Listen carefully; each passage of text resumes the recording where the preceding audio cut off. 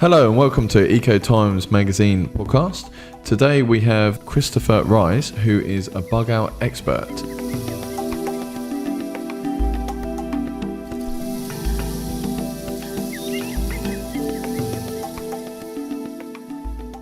So I'm your host, Alex Strong. Chris, are you there? I'm here. How you doing, Alex? Thanks for having me on the show. No problem. So if you could just introduce yourself, Chris, and tell us about your background and what you do, and then we'll get into the interview. Happy to. Thank you.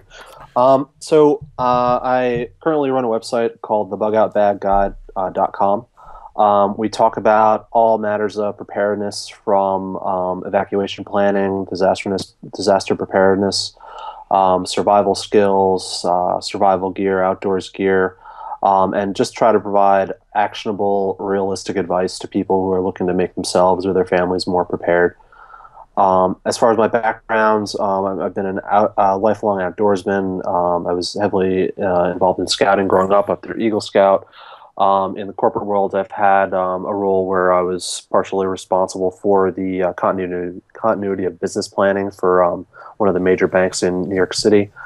So I have a bit of experience with preparedness planning, and I started the site basically because I wanted to try and share that knowledge. It's been in business about a year, and I just started writing some ideas, got some traffic, got some positive feedback, and here we are. Great stuff. So for our listeners, what is a bug out bag? I know what a bug out bag, but it's for people that don't know. And what are the different scenarios where having a bug out bag will save the day? Okay, so a bug out bag has a couple of names that people may have heard of it. It's also called a 72-hour kit. It's also just generally referred to as a survival kit. But basically, the idea is that it's something that you've packed ahead of time, that you have ready to go, and it has everything within it that you would need to survive for a set period. So most of them are packed for a 72-hour period because that's about how long you can survive without water. That's just kind of what survivalists use as a metric. Yeah. But basically, it's full of survival gear, clothes, anything you need to move away from the disaster or the terrorist attack or whatever it is, away from there to safety, with a minimum of, running to your house and grabbing what you think you need. It's just when time's of the essence, you grab your bug out bag and move to safety. Well, it makes total sense. So different scenarios, say kind of urban survival, in terms of grabbing a bug out bag, or wilderness kind of scenario. Would you have two different bug out bags, or would you have one that covers all kind of eventualities? What's your thoughts? I think the most important thing to consider when planning your bug out bag is just taking a careful look at one, the environment that you happen to live in, and then also the threats that are inherent in that environment. So, for example, if you lived in a rural area where it was wilderness, as you said, you would have different items in it than you would if you lived in an urban environment. Just there are different threats that are present. There's different tools that you can have to help you leverage the environment around you to make survival easier. So, first of all, you don't want to just go out and buy a generic bag or buy Bear Grylls bag or Ray Mears bag or something like that. You want to look at what's around you and what your skills are and your knowledge, and pick items for your bug out bag that are most useful to you in particular.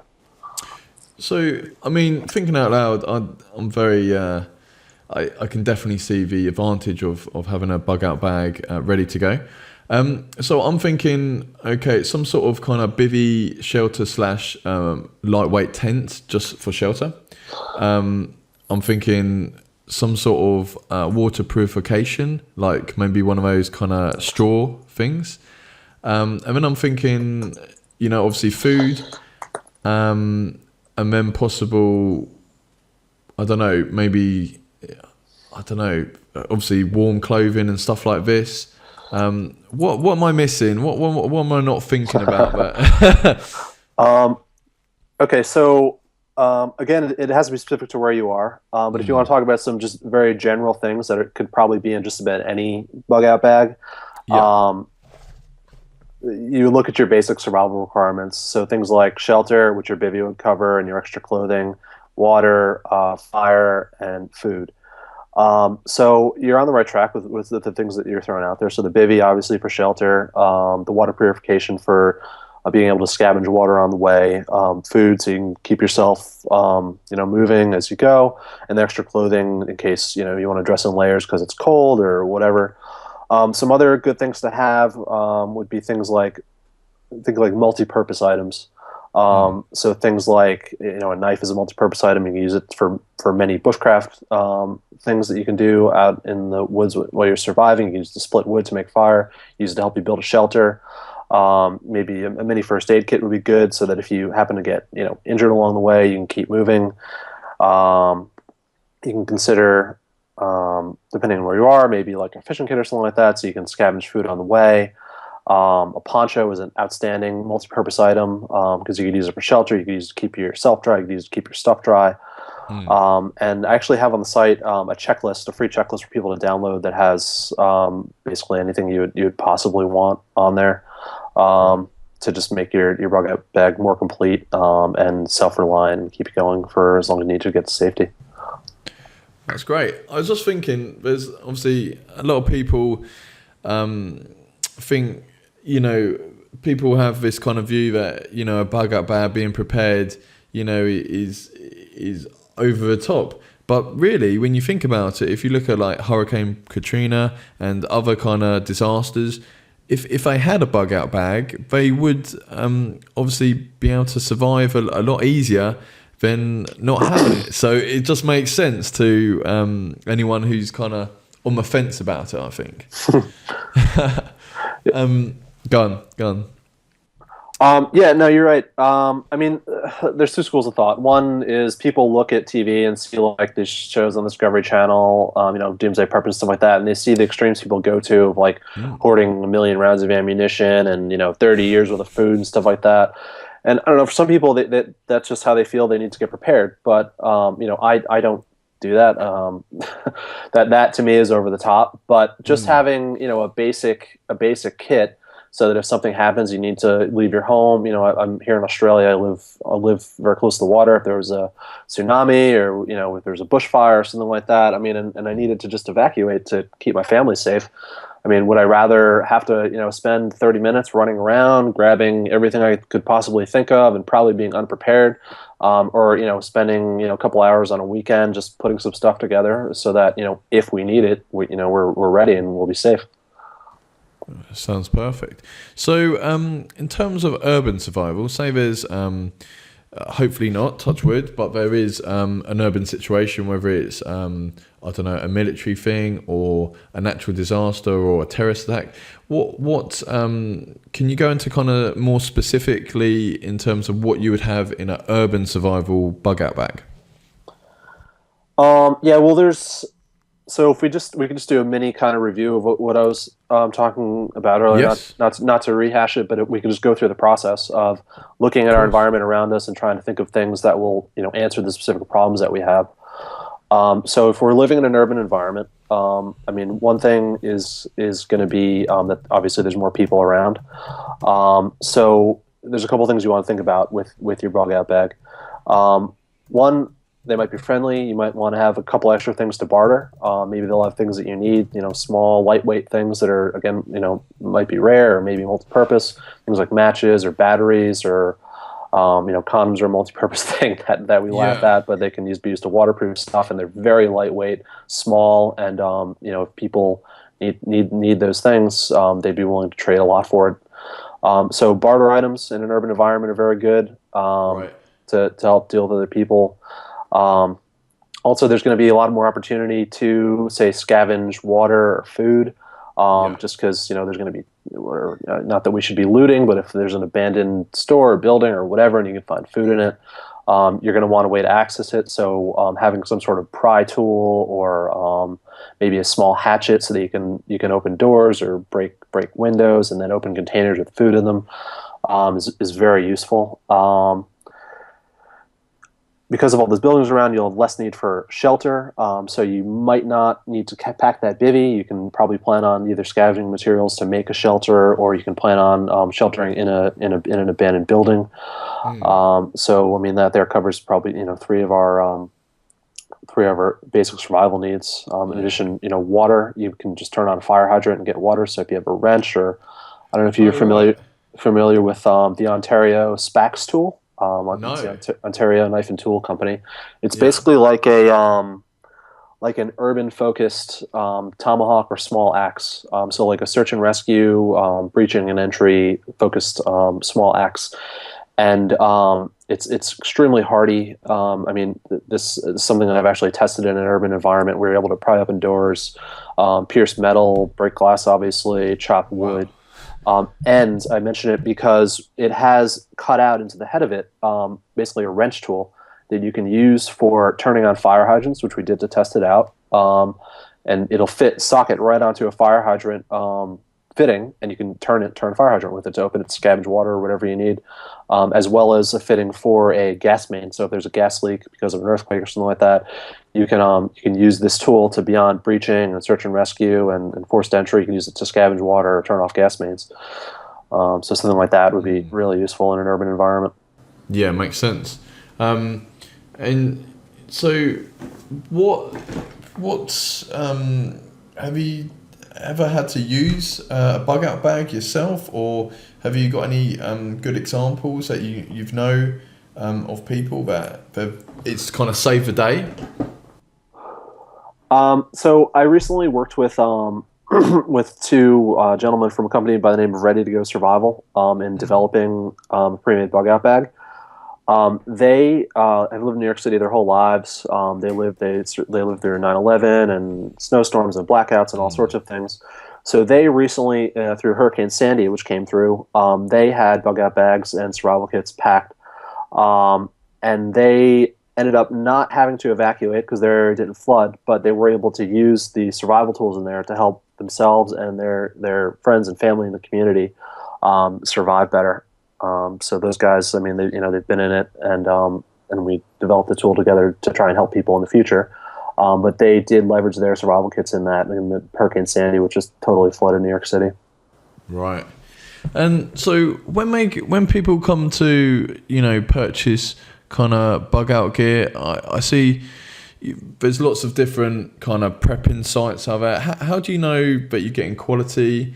Is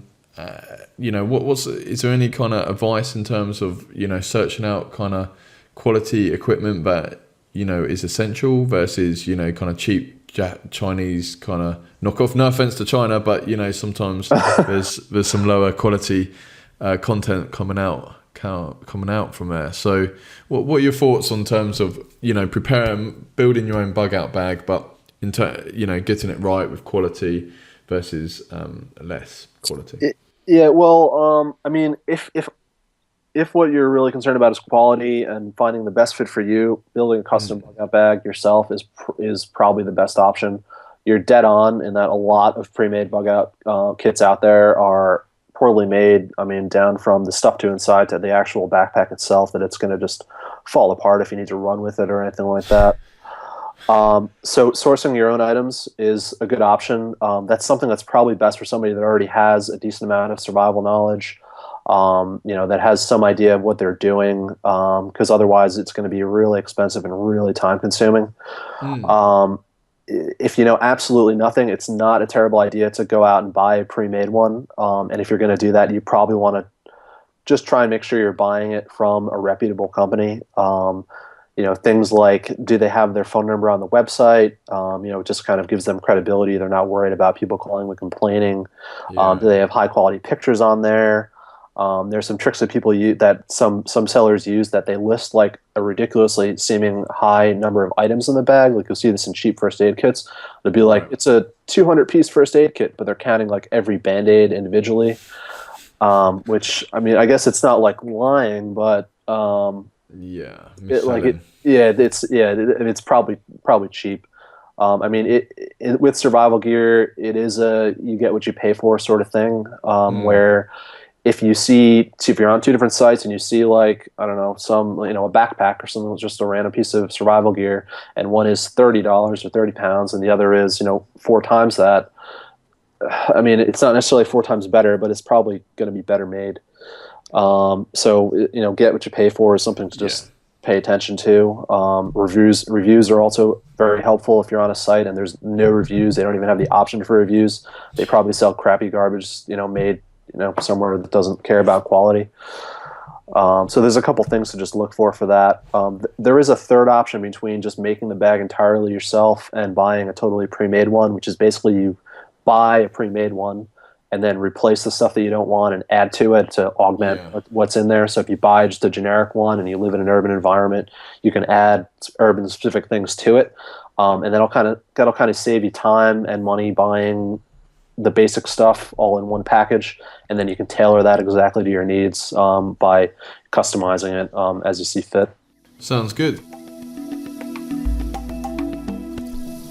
I would like to thank our sponsor this week, which is ECOTIMES magazine. They cover everything green. Magazine is on the iPad and iPhone. They cover eco travel, amazing eco travel resorts, organic recipes, so amazing recipes to cook, eco gadgets, what's the latest gadgets in eco, amazing eco transport, so battery powered bikes, hybrid cars, battery powered cars, renewable energy, what's the latest in renewable energy in terms of all the different innovative ways we can get energy. Eco how-to, so for example, how to build your own solar panel or own house or something along those lines. They cover eco architecture, so like eco building. They cover tiny houses, which are amazing small houses on wheels, which you should definitely check out if you haven't seen them. They cover all eco news, so what's been going on in the week, and organic food growing techniques. Anything green really, and it's a weekly magazine and it's on the iPad and iPhone or iTunes. So the link is below, so please enjoy. And now we get back to the show. Thank you very much.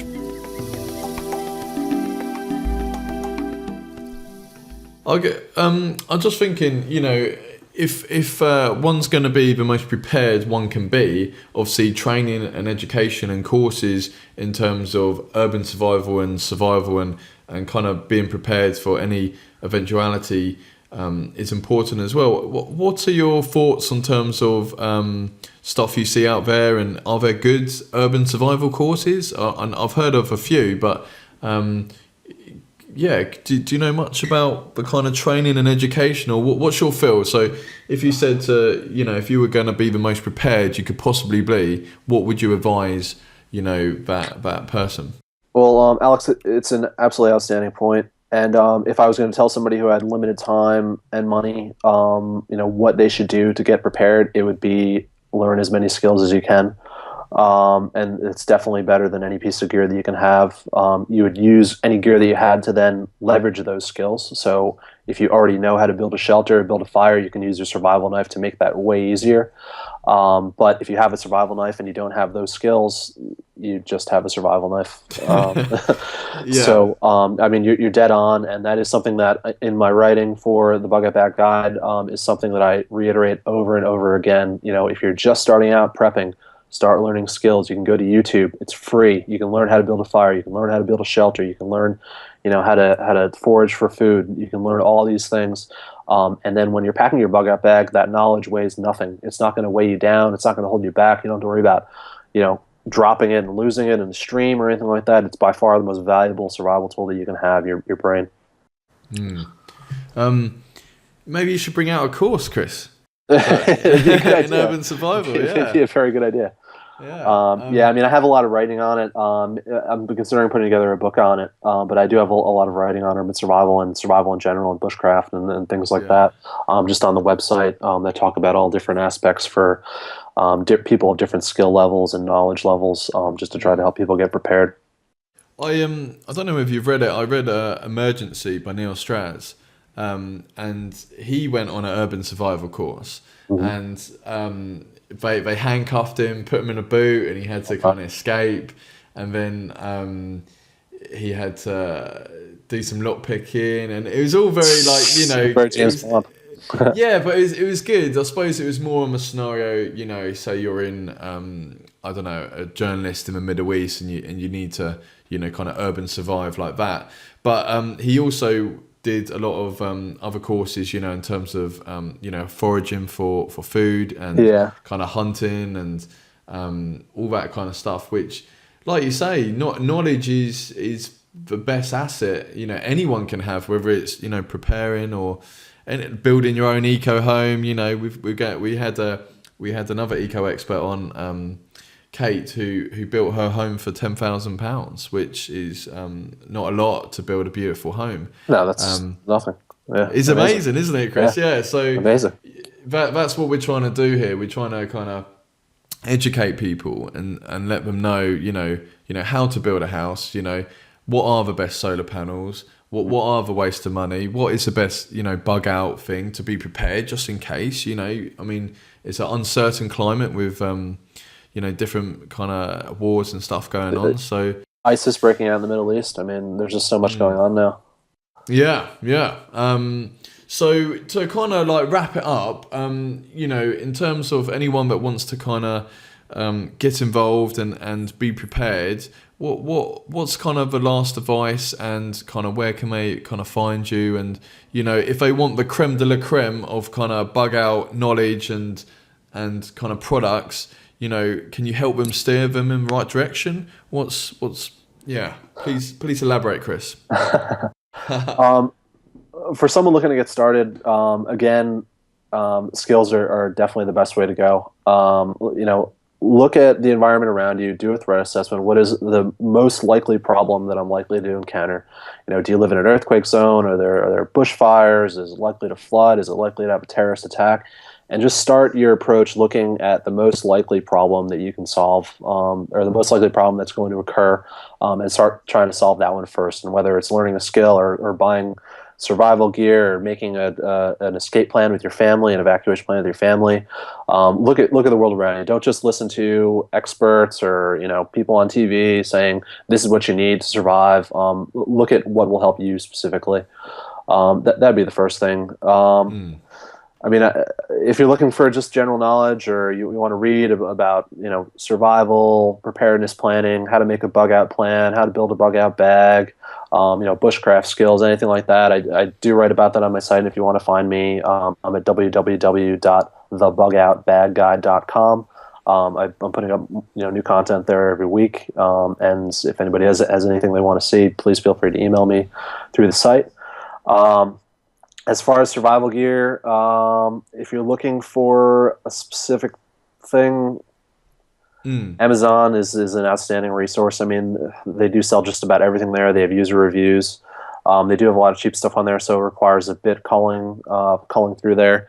I mentioned earlier the guys that I worked at Ready to Go Survival. They're an example of an absolutely outstanding bug out bag company.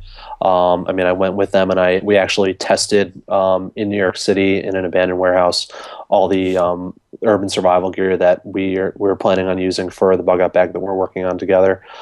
So they really do walk the walk, and they sell some quality stuff.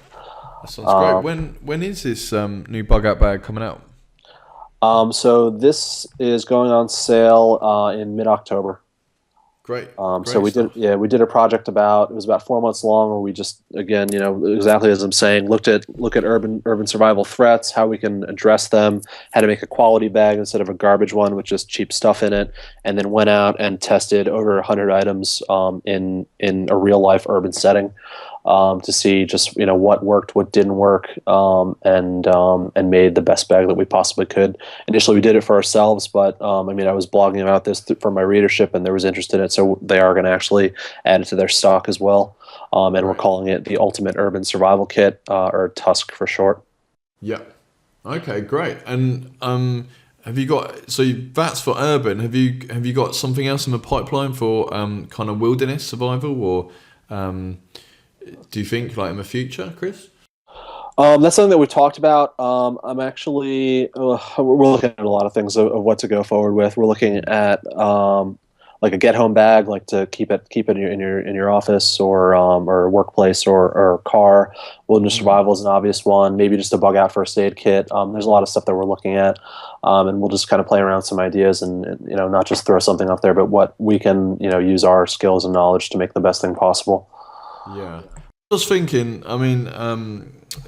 September 11th, you know, is obviously it was a hugely tragic day, and I'm just thinking that, you know, I mean, I'm taking the bug out bag to the extreme here, but if I had a base jump chute or something like that, I'm not saying, you know, everyone should go buy a base jump chute, you know, just, you know, that lives in that works in a high rise, but yeah, I don't know. What are your thoughts on taking kind of bug out to the next level? So basically, you are prepared for anything. You know, like what are your thoughts, Chris? Just I think that if you're going to prepare for everything, you're going to have to bring everything with you everywhere you go. right.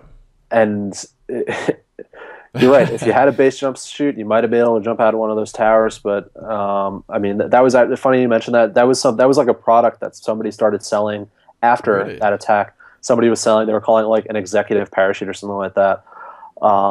So somebody like thought of that and started selling that after the attack. But like, I mean, something like that. It's like a black swan outlier. You're really never going to be able to predict something like that's going to happen and grab your parachute on the way to work that day. So just having like a rational approach and doing a threat assessment of what's around you is really, I'd say, the best way to go. You say that, Chris, but say for example, I did work in a high rise office every day, and I kept it under my desk. It wouldn't be an issue, you know. I mean, at least, you know, people may laugh, but at least I'm giving my chance the best possible chance of survival. Yeah, you're right. You're giving yourself the best possible chance of survival if you need to jump out of the building. But there's it's an infinite number of threats that could possibly happen. There could be a poison gas attack. There could be a dirty bomb. There could be, like the attacks they had over in India a few years ago, where terrorists just ran into a hotel and shot it up and held it down for 4 days. I mean, there could be just like innumerable threats. So, you know, it's whatever. And if you think that jumping out of the building is the most likely thing you're going to have to do, then absolutely you should have that. If you think that it's a gas attack, you should have a gas mask in there. You know, if it's a radiological attack, there's ThyroSafe, that these pills you can buy that basically protect your thyroid and your body against radiological damage. You know, it's what you personally think is the biggest threat. I mean, you can have just a basic get-home bag that has a lot of stuff that makes it easier for you to just, you know, get back to your home base or your home or your family or whatever. Chris, That's kind of more generic. Just reference the radiological like disaster situation, a bit like what happened in Japan. What is the essential kit that one needs to get out of the danger zone and, you know, give best possible chance? So you mentioned certain tablets. Then can you elaborate? So specifically for something like Fukushima. Yes, exactly. Yeah. So people, you know, to be prepared for a situation like that. Yep. So the tabs I mentioned, they're called ThyroSafe. And it's a tablet that you take that protects your body from I'm gonna absolutely mangle this explanation, but basically it protects you from the radioactive elements that are in the air from whatever. It does it by protecting your thyroid. That's why it's called ThyroSafe. So that would be one thing to just chuck in the desk at work. I mean, if you're going to worry about one of the unique problems of an urban environment versus a wilderness environment is that there's a lot of environmental hazards there. So, you know, buildings collapsing, fires, things like that. So in an urban bag, and this directly applies to Fukushima because it's the same thing. There's going to be airborne dust that's going to damage your lungs, your eyes, your ear canals. Having things like a dust mask, an N95 rated dust mask, eye protection, whether, you know, maybe UVX goggles, something like that. Earplugs to just jam in your ears, so if there's any sort of radiation going around, you're minimizing the chance it's going to get stuck to your body and your ear canal. You're not going to breathe in. It's not going to get in your eyes. So just basic environmental protection would be, in addition to ThyroSafe, would probably be the best thing to use for that. Right. So when you say kind of a dust mask, is that like a whole kind of gas mask, kind of looking? So a gas mask would be one step better. That definitely, because I mean, you know, then there you have your air supply in there. A dust mask is just it's like a surgical mask basically, and it's not airtight and it's not perfect like a gas mask is, but it's much lighter and much cheaper. And you know, it takes up less space, so it's easier to pack in a bag or chuck in your desk or chuck in your car or whatever. And it does not do as good of a job as a gas mask would, but a gas mask is also obviously limited by how much air you have in the canister there. So, I mean, and that, Can you get one that kind of filters the air, but it's still... Because what I'm thinking is, if I had like one of those kind of, those kind of forensic suits that kind of with a hood and stuff, like a and then Tyvek suit. Yeah. yeah, and had like a kind of a gas mask thing, but it's not. It just filters the air, because like in the military I have it, in case of chemical attacks, but it still lasts for a few hours, so you could kind of walk around. It's not like you've got your own air; it's filtering it. If that makes sense. Oh, it's a filter, not a canister of air. Yeah. Yeah.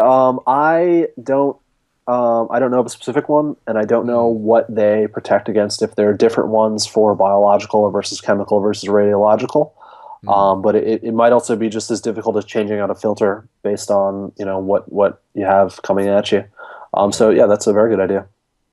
Well, definitely. It'd be interesting to look into it, I think, because I'm sure there's a lot of people that work quite near a nuclear plant that they're not aware of. It may not be aware of, but just in case, you never know. That day we could, something could happen, but at least you can grab your bag, grab your mask on, and you're gonna, give yourself the best possible chance of survival, which is the name of the game.